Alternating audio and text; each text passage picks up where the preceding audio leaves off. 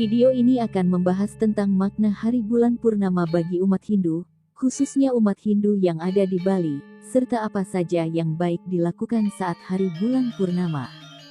Sebelumnya, mohon subscribe channel kami, karena subscribe itu masih gratis dan masih berpahala. Selamat mendengarkan dan menyaksikan. Kata purnama berasal dari kata purna yang artinya sempurna. Purnama dalam Kamus Umum Bahasa Indonesia berarti bulan yang bundar atau sempurna.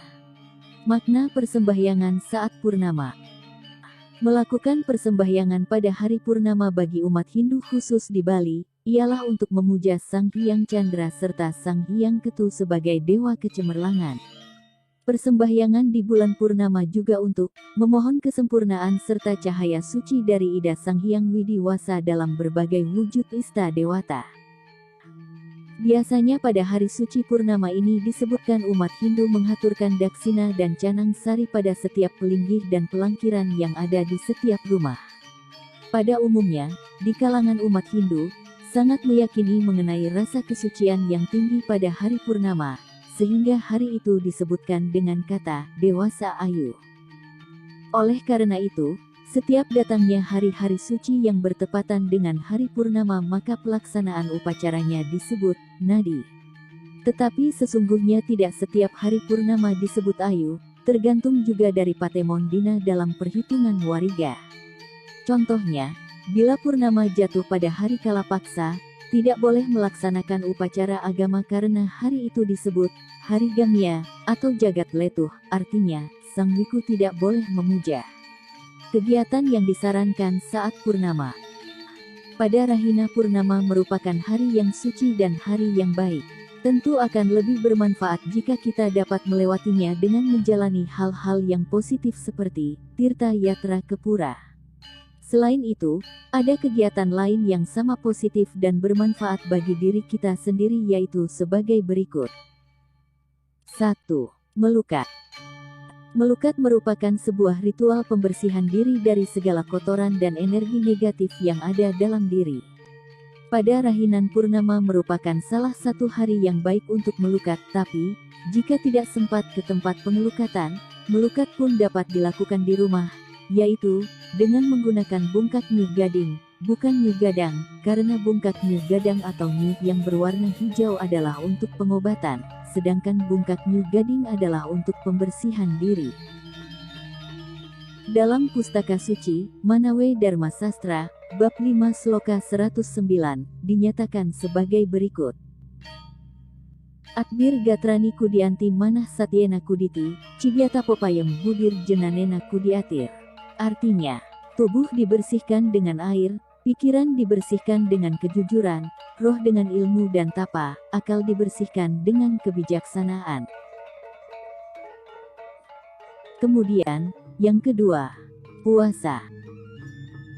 Dikutip dari paduarsana.com, puasa berasal dari bahasa Sanskerta yang terdiri dari kata upa dan wasa, di mana upa artinya dekat atau mendekat, dan wasa artinya Tuhan atau yang Maha Kuasa. Jadi, upawasa atau puasa artinya mendekatkan diri kepada Tuhan yang Maha Esa.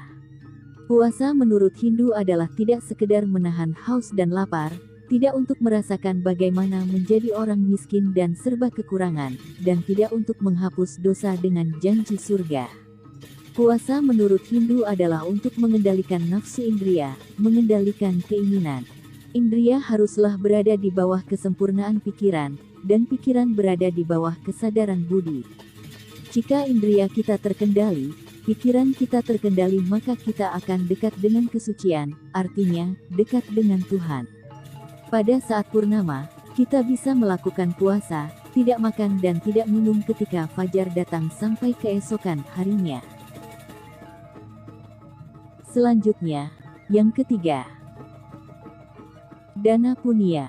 Dana Punya adalah pemberian yang baik dan suci dengan tulus ikhlas sebagai salah satu bentuk pengamalan ajaran Dharma. Dana Punya merupakan suatu sarana untuk meningkatkan srada dan bakti kita kepada Tuhan Yang Maha Esa. Selain itu, dengan berdana punya akan membangun sikap kepedulian kita terhadap sesama.